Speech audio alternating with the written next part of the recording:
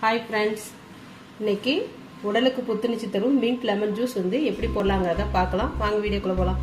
புதினா இலை ஒரு 10 இலை சேர்த்துக்கலாம். லெமனு ஒரு லெமன் புளிஞ்சு விட்டுடலாம்.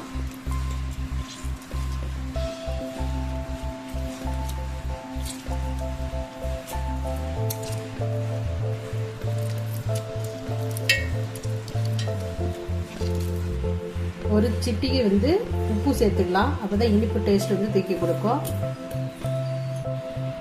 சர்க்கரை வந்து ஒரு 6 ஸ்பூன் சேர்த்துக்கலாம்.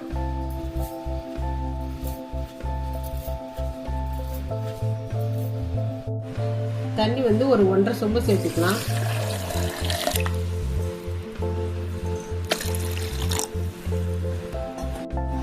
இவ்வளவுதான் புதினா லெமன் ஜூஸ்க்கு தேவையானது எல்லாமே போட்டுட்டோம்.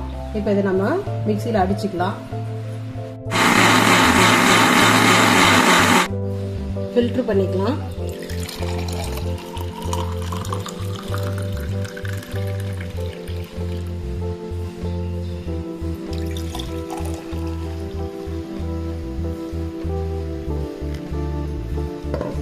ஐஸ் கியூப் போட்டுக்கலாம்.